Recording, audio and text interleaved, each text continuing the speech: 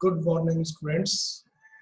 Myself, Dr. Vijayendra Singh Tawar, Associate Professor in English. Presently, I am posted at Government College, Buda. Today, we will take up a new topic of BA Part 2nd, English Literature, Paper 2nd, and the title of the topic is a bookish topic. It is an essay composed by R.K. Narayan. About R.K. Narayan, though he does not need introduction, but we should know as a student of literature, we should know about him in detail. Because he is one of the towering, most dominating personality of English literature. He is the person who has introduced English, how English can be used in expressing one's ideas. So we will come to later on this topic. First, let us begin about the author.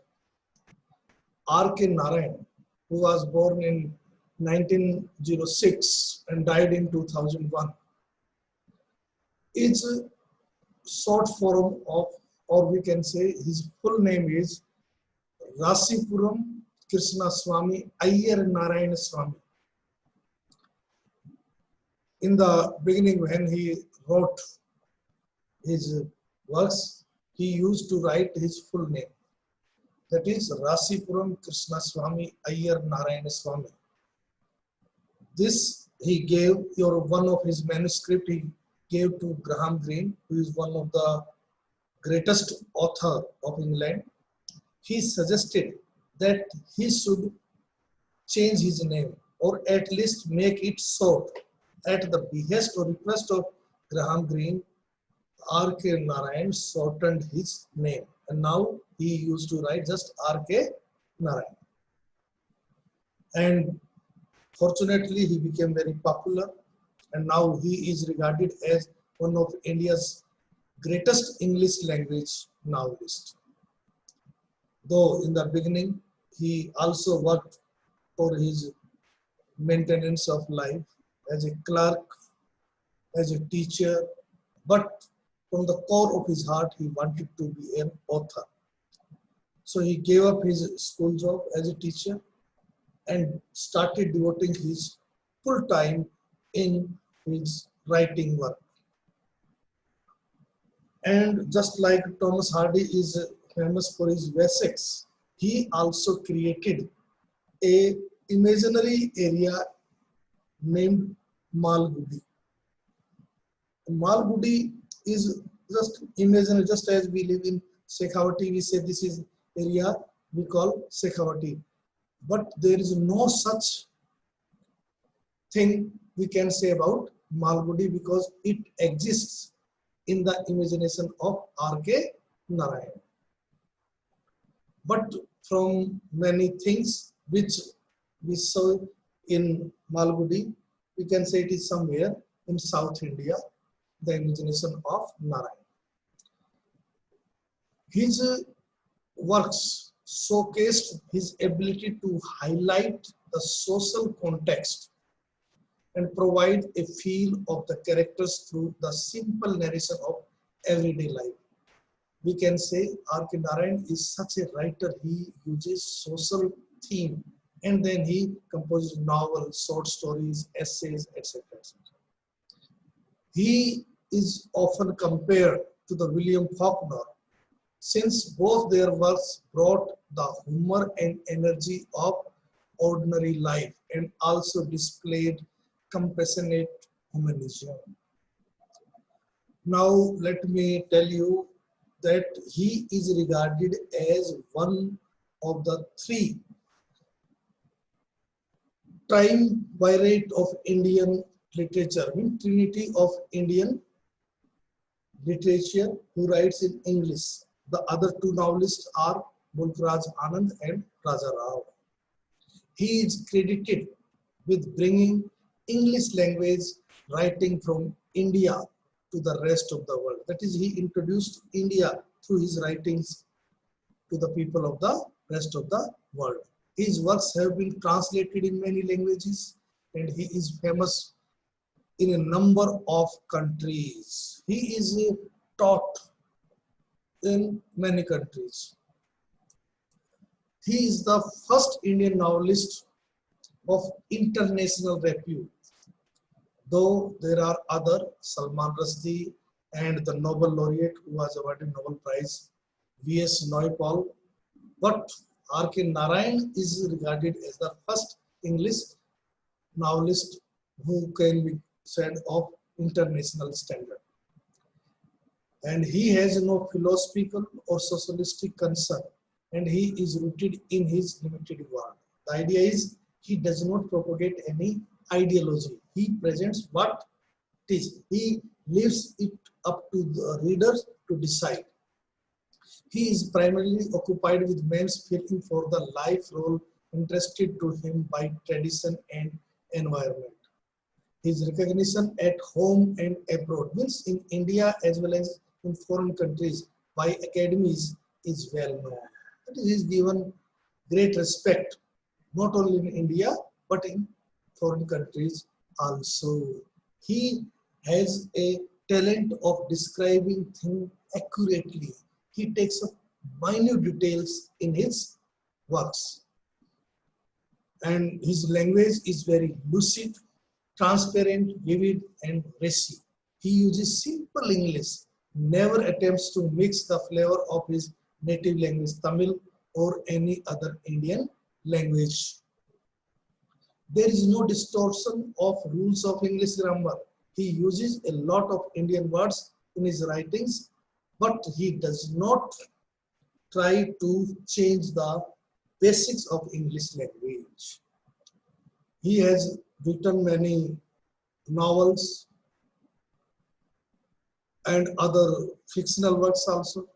He has written some non-fictional things also, and all have pragmatic value in readers' life. Now let us come to the essay, which is prescribed in our syllabus. The title of the essay is A Bookish Topic. It is a well-structured, humorous work.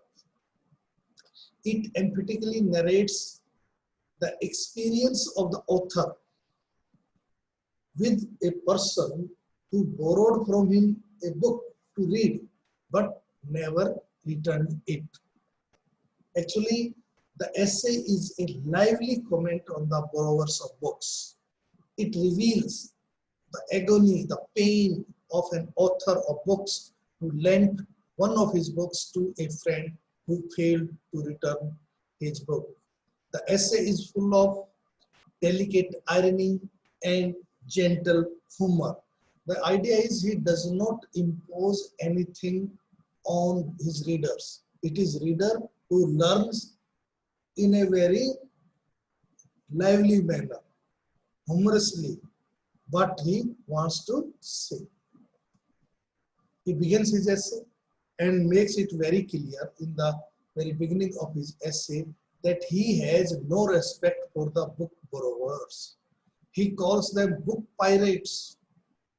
He begins the essay in a bitter tone as he says, "My blackest thoughts are reserved for those who borrow my books. I am unable to forgive a man who fails to return a book he has taken from myself. I would not hesitate to tell him precisely what I thought of him if he would only give me a chance to speak. But as a general rule, the book pirate shows no inclination to continue his friendship with me. He stoops beside his heads and remains still until I have safely passed his gate." The idea is a person who has borrowed from him his book changes his behavior and behaves in an unexpected manner. The author never thought that it would happen. What he would say that he very enthusiastically handed over him his book, but later kept on waiting for him to return the same. He tries to avoid meeting, but after an adequate level of patience, Narayan one day approached him and asked for his book, and to his surprise, what he found was that the person whom he trusted with his book has forgotten about it completely. He wants to know what book, which book, when he gave. Such type of questions were asked to the author, and puts an excuse when the author was able to remind him that on such and such day he borrowed from him that book. He puts an excuse and he didn't forget his book, and once he reads, will return. The idea is that he will say, oh yeah, that book, I will complete, I have not complete, read it, and I will give you after completing it. After many days, again the writer approached him and was surprised with another excuse that he had given his brother-in-law the book for reading and is not aware where he had kept the book. Means he tries to give excuse after excuse, but did not return his book. Did not return his book.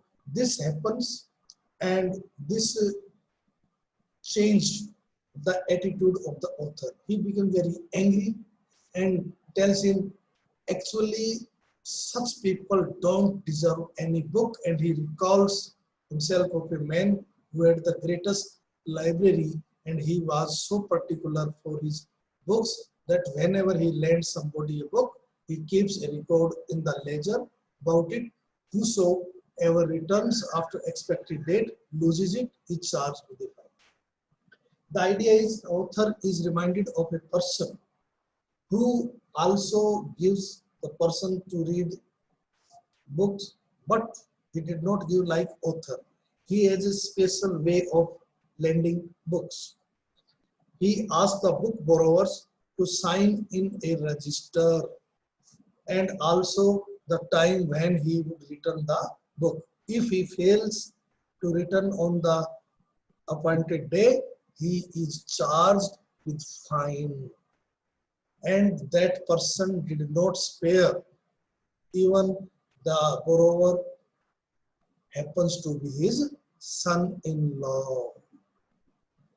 The result is he is able to maintain his library, whereas the author fails to do so. The author then again says that his problem regarding his books is a little different. It is a little more complicated. What he wants to say is this, that as a writer, he has to keep books not only written by other authors but by himself in his library. His publishers gave him only 6 copies.